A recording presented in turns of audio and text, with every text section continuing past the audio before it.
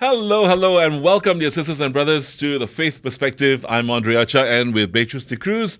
Yes, indeed, we're here to chat about trending issues and events that are happening in the church and around the world as well.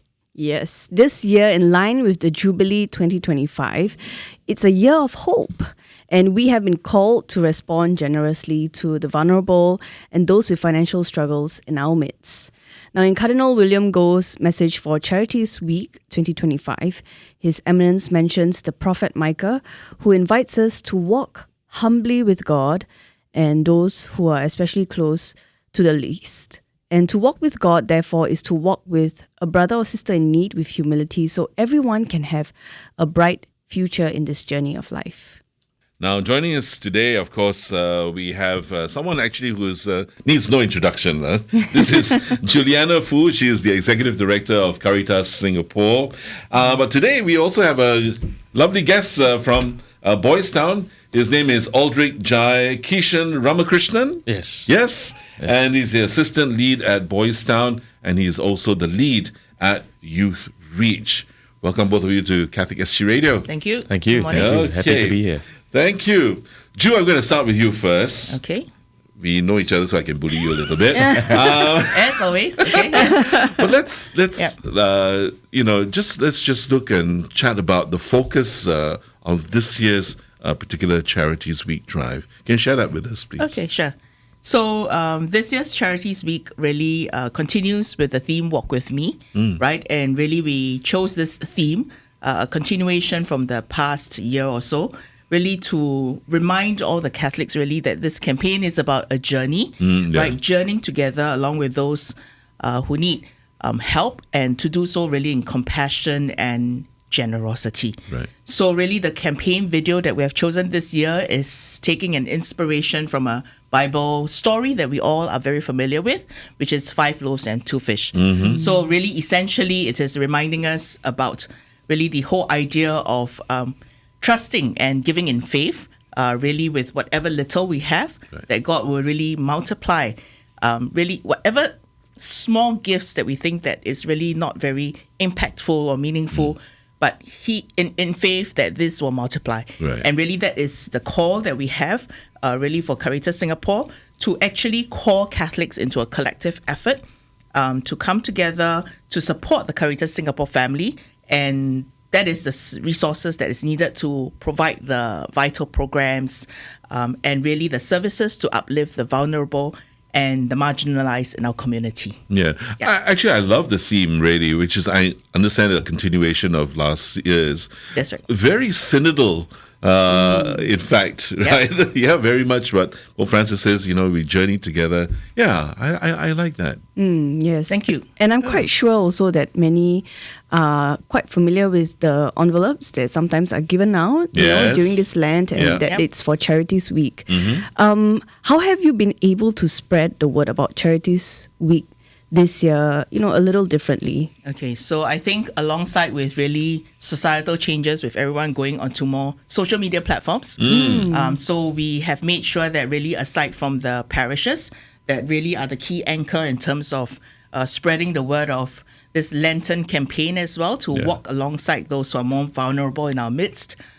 We have also kind of lined up a whole series of social media campaigns, email marketing campaigns as well, to really invite people during this season of Lent to, as a form of almsgiving, to also give back in return to really whatever we have received, to also think about the love of Christ and spread that love to others, right? So aside from that, of course, because this campaign is very much targeted towards Catholics, we have also leveraged on advertisements, articles in Catholic news, as well as Hai Sing Pao. Right. Yeah. Oh, okay. And of course, being here. Yes. Didn't want to be too open, but the focus is also on really help that is needed. Yes. Okay, Jai, thank you so much for joining us today. Oh, happy to. Let me ask you, share with us, and especially for our listeners and viewers as well, who may not be so familiar about what Boystown does.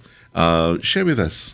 Yeah, so first of all, thank you for having me. Most welcome. For bringing me along on this beautiful, cold morning. But Boystown, we've been around for many, many years. Yes. I think we are very known in the Catholic community, right? So Boystown, we've been around for 76 years, Yeah. I believe. I could be wrong. Yeah. And we started off as a residential home.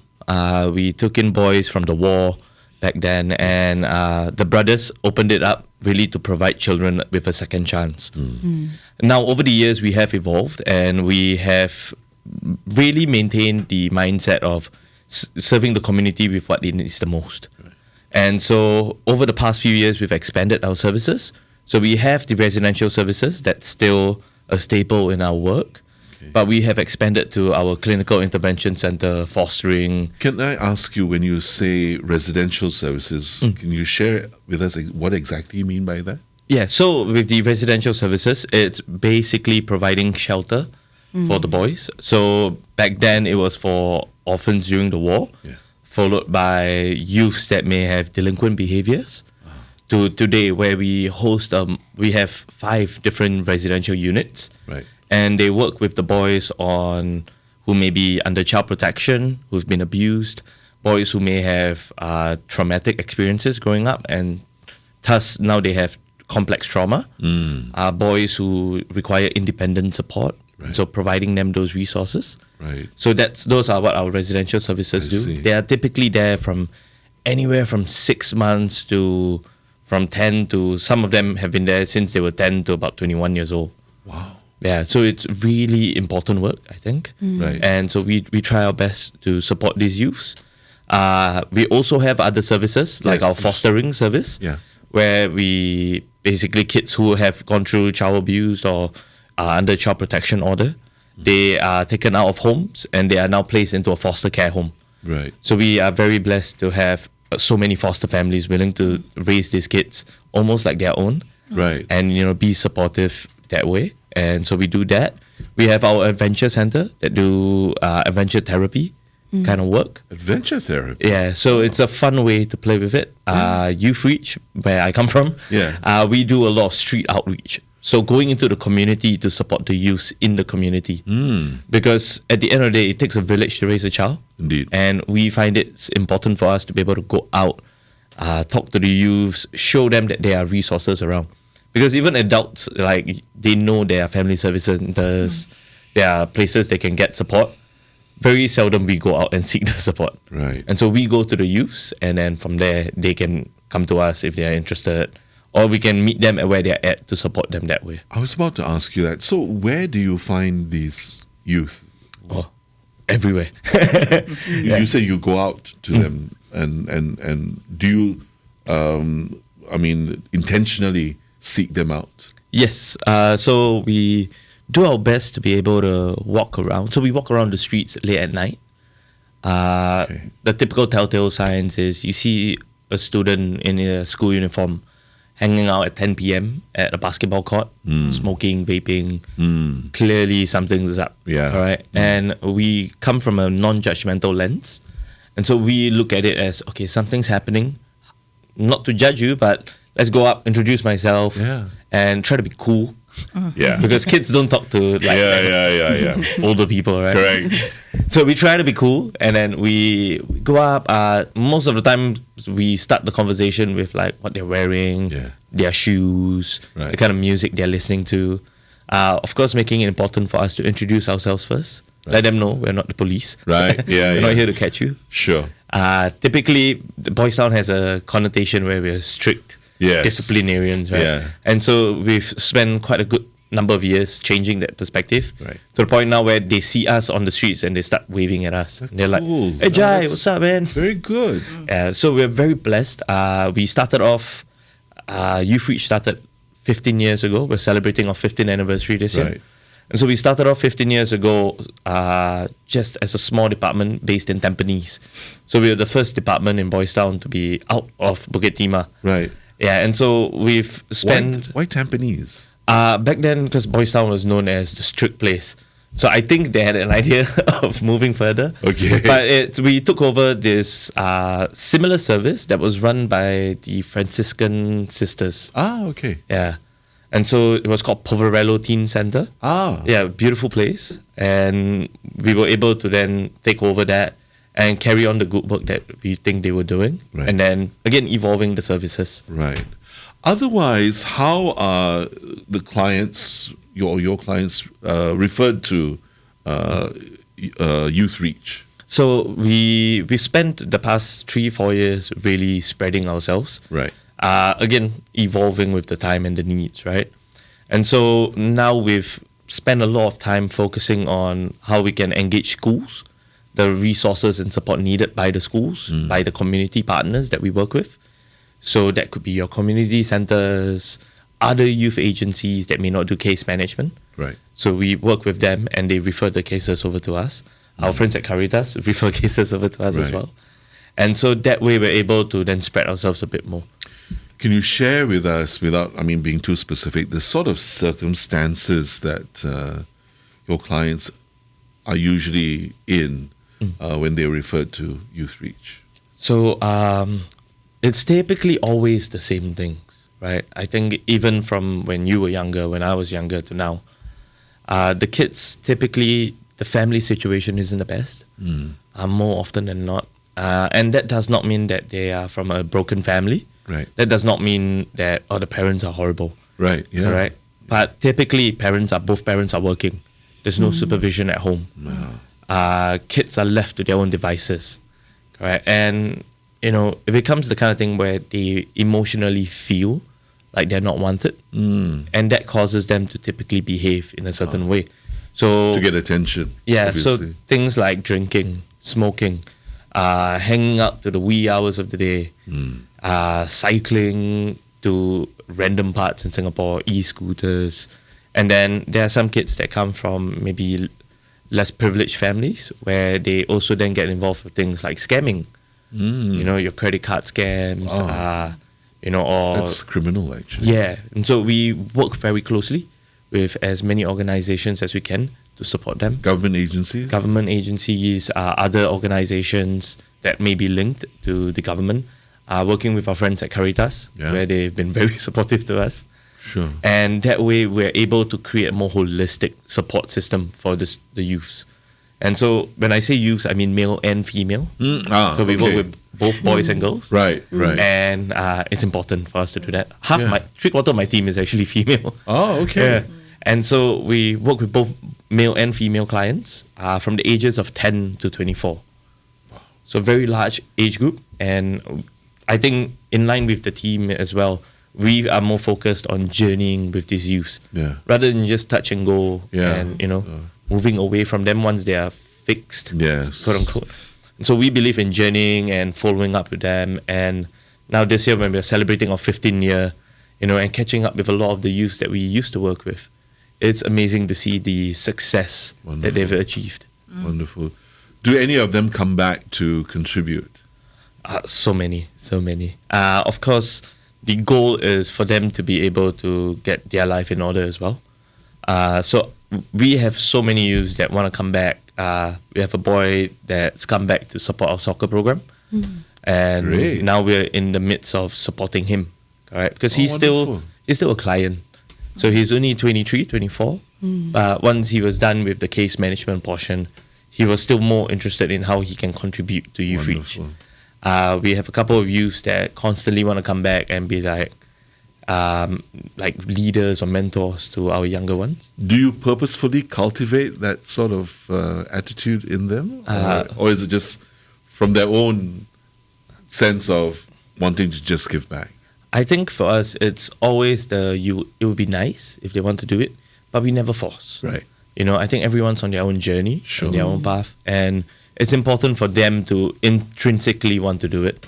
And so we support them that way, and it's always very cute when you have youth wanting to come back. And so I was just telling my colleagues this story because we were in Tampines last week, I think, and we were out on our street outreach at about 10 p.m. And I got a call from one of my old youths. So he's older, he's about 27 now. Wow. Correct. And so he called me up randomly and was like, "Hey man, what's up?" It's like, "Hey Jai, I saw your bike outside the office." And I was just walking past, I saw your bike, and it's like 11 p.m. I figured you're working quite late. So I know how much you depend on coffee. And so he was like, so I went over to the coffee shop, I bought a cup of coffee. But then I don't think you're in the office. So are you around or do you want me to just leave it on your bike? I was like, oh, dude, I'm just around the corner. Let me come over. That is sweet. Yeah, and no one's asked them to do this for me, right? And so it's beautiful when you see that. Yeah. And I think these are the small little stories that motivate me to want to keep doing this. And I mean, not for the free coffee, but to see youth taking initiatives and trying to be members of society. Yeah. And that will cause that shift in our future, I believe. Thank you so much for sharing all of that. Your sisters and brothers, I mean, really, I think now you have an understanding of how far your contributions will go, to do and change literally, right, lives, these lives of these young people who have actually so much in for them, right? And there's bright futures for many of them, and really, I don't think they want to be stuck where they are. Really, I think there's so much that they can give. Yes, definitely. Thank you for joining us here on The Faith Perspective. Today we have with us Juliana Fu. She is the Executive Director of Caritas Singapore. And we've got Jai, who's Assistant Lead at Boystown, and he's Lead at Youth Reach. And I really like, so coming back to you, Jai, you shared about the different journeys of everyone. Everyone has a personal journey. And I was just thinking if you could share with us a little bit about your personal journey, how you got into Youth Reach, and also how you got involved in the different programs at Boystown. All right, so I always have to do like the backstory of it, right? So I when I was younger, I was a little naughty boy. And so we all were. Yeah. But I always tell people I was never a gangster. Gangsterism is too much commitment. Yeah. I fear of commitment. It's like marriage, eh? Yeah. It's too much work. And so, but I was a really mischievous boy. I used to skateboard a lot, play soccer, and hang around with the folks. Yeah. And so I ended up going to Boystown myself when I was about 12 years old. And so, I was taken away from the mean streets of Jurong Okay. and went to Boystown. And when I was in Boystown, that's where I didn't really look at it as, I'm learning so much because I was a kid, right? So I was more focused on like meeting new people and seeing how I can survive this place. It's only after I left and then I went to do my own thing. And I came back in 2016. I came back to Boystown. I had a phone call and they were like, hey, would you be interested? Or do you have any friends? It was more of, do you have any friends that are interested to work in Boystown? Right. I was like, I can look around for you, man. No worries. And then when I put it down, I went back to my 70-hour job, 70-hour a week kind of job. And I was just like, what am I doing? I want to transition out of it. I want to do a 9 to 6. So maybe I can just go Boystown, do a year, give back. And in my mind, giving back was just go there and be a platoon sergeant, right? Right. Okay. Fair enough. Shout at a few people. Yeah. Give back for a year and then I'm done. And then I've done my CSR for my life. Right. And I can go out and do other things. And so I went back to Boystown. I told them, hey, I'm happy to come and work. Went in, did the residential services first. So I was there as a youth worker in the residential service. And my first year, when I just started, our current ED, Dr. Roland Yao, he was like, all right, thank you for coming back, and he's an old boy as well. So he was like, where do you see yourself in 5 years, working in Boystown? I was like, not here, bro. I'm here for a year and I'm done. And he was like, okay, cool, no problem. But let's have a conversation a year later. Right. I was like, sure. KPIs. Yeah. So I was like, cool.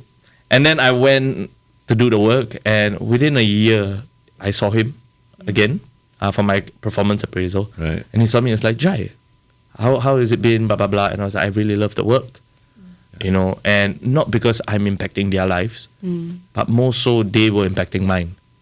Isn't it? It's always that, isn't it? And it's so beautiful because some of the stories that these youths have, and I won't go too much into detail, but it's so painful, and yet you see resilience and strength. Yeah. And I always go back to a Bible verse where God gives his most loyal soldiers or his strongest soldiers the greatest battles. Yeah. So I always think of that, and it really moved me to see how strong these boys were in the residential home. And so I then told Roland like, hey man, I'm actually considering staying here for another year if you're cool. And he was like, yeah, sure, no problem. And then he asked me the same question again. He was like, oh, so where do you see yourself in the next 5 years? And I was like, at your seat. That has not happened. It's coming 10 years now. It's not happened. But it's great because, through that, the residential services. So I was there for another year. Right. And then I moved over to the outreach arm of boystown, which is Youth Reach. Yeah. And when I went to Youth Reach... Sounds very much like CSI, Yeah. roaming the streets and all of that. I mean, it's not a joke. It's very sketchy, actually, because we drive around in our van that has semi-tinted windows. Okay. So we look like kidnappers. Oh my goodness. But it's so cool because when I went to Youth Reach, I felt really like unqualified. And the fact that they even threw me over to that department, like they offered it to me, they didn't throw me. The fact that they offered it to me made me feel like, I think these guys have no idea that I'm a loser. I can't do this. Because I never studied it, right? I studied communications. Okay. And so I was like, oh man, I don't know what to do. And I went in there, I was very, very blessed to have a very supportive team. Right. And a few of them were there from the get-go, 15 years ago. And so I was like learning as much as I can. I like to believe going in and being a sponge. Yeah. And so I went in, I learned as much as I could, and I'm very, very grateful for the opportunity that I was given, especially last year. Right. Where I was then given the opportunity to take over the department and run it the way I saw that would be good and beneficial. And what we did after that, and I'm very blessed to have a great leader and mentor in my department's director, Adrian Sung. So she was able to then give me free rein, and she was like, Jai, I know you have ADHD, so go wild, go have fun, and always keep what's needed for the clients the most. Right? That's the most important thing. Yes. And so I was very thankful to have that opportunity. I'm very blessed to have a beautifully dedicated team that for some reason always wants to overwork themselves. And through that, we are able to now expand Youth Reach. So we've only worked in Tampines the past 13 years. Right. Last year and this year, we've expanded towards the west. Right. We've started becoming more island-wide. Right. Because we've realized that there are gaps in the services. Yes. And if we have the ability to fix or fill that gap, we should. I think it's a civic responsibility. And so we do that, and we try, and I'm very thankful for all the donors and all the organizations that support boystown in that way. Correct. Because without them, we honestly would be closed down. Right? And so my department is not funded by any government services. Right. And so we really rely on donations and our good friends from Caritas to be able to then support us to continue the work. Which brings me to Juliana, actually. So, Ju, at the end of this, what are you hoping for this particular campaign to achieve? So I think really Charities Week is a kind of annual Lenten campaign, right? Targeted really mostly at Catholics. Yeah. Really hearing what Jai has shared on the stories. I think what's very inspirational is really that there are so many needs out there that are waiting to be uncovered, waiting to hear a voice, that someone's caring for them, that there is hope, right? Especially in this Jubilee Year of Hope. It's about really bringing this ray of hope in whatever ways to the people who feel like no one cares and at the fringes, right? So seeking these people out require resources, and really not just youth at risk. Caritas supports really an entire umbrella of more than 20 charities. That's right. And in the many different complex areas of needs these days, we all know that there are persons with mental health conditions, persons with disabilities, the incarcerated. The needs are really ever evolving and changing, right? And really to resource these, we need a lot of support. Correct. Beyond the support itself, I think also that chance or opportunity for each person to really feel really what it's like to not have that hope. Yeah. Right? It's important, right? Really what the youths undergo in terms of challenges, not to really just live our lives as it is, but really to feel what it's like to not have any hope or any chances, right? So I think really the campaign we want to showcase really the different types of needs that are out there, right? And really to appeal to the Catholics and any good supporters, really, that the needs are real. We kind of can't just really live our lives as it is, living in a bubble, not knowing really what's happening out there. Absolutely. Right? First is awareness, and after that, really, if you feel called to, really, give in whatever ways you want to, Correct. however big or small. But these resources are definitely needed. So really to rally as many people as possible behind really all the societal needs that are really very prominent these days. Yeah. Thanks for that, Ju. And as Jai was saying also, more can be done, certainly. So to round off the conversation also, how do you hope the generosity of those who contribute will help you in your work with youth? I mean, with the youth that we work with, typically we do a lot of case management. So following up with the youths, going to where they're at, the programs that we run. Because in all honesty, sitting down and doing counseling, or like, hey man, tell me your problems. Typically doesn't really work for young people. And so Not today anyway. Yeah. And so we run a lot of programs. We're very blessed to have people supporting us, and that's typically where a bulk of the money actually goes to. We also look at manpower to run this, all right, and all the work that Boystown will have to continue doing. And the more important thing, especially for me, and I know my boss will scold me for this, but it's also how can we grow the work that's being done at Youth Reach? Absolutely. Because it fills a certain gap. And so I think with the generosity of the public and the Catholic community, definitely will allow us to carry on the work that we're doing, as well as hopefully support more. Because currently we serve about 700 youths a year. Wow. 500 to 700 youths a year. If there is an ability for us to do more, because there are more. Yes. And so that's our goal and that's our aim. Yeah. And after listening to what you just said and what Juliana's just said, the theme actually that you've and you and your team have picked actually really suits what you have set out to do. We walk side by side, right? And truly, there's a saying: you only know a person if you walk a day in their own shoes. And I think really, dear sisters and brothers, if we can convince you, so to speak, as Juliana said, contributions come in different forms and in different ways. And so whatever it is, I think the youth that Jai works with will be more than grateful for your contributions. So thank you so much for joining us today. We're really very encouraged also, and very happy to have had with us Juliana Fu. Juliana is the ED or Executive Director of Caritas Singapore. And I'd like to say your full name, Jai. So it's Aldrich Jai Kishan Ramakrishnan, and he's the Assistant Lead at Boystown, and he's the Lead at Youth Reach. Thank you so much Thank you for so joining much. us. And I really want to say I'm very proud of you also for the wonderful things that you're doing, and for your entire team. Thank you for sharing with us.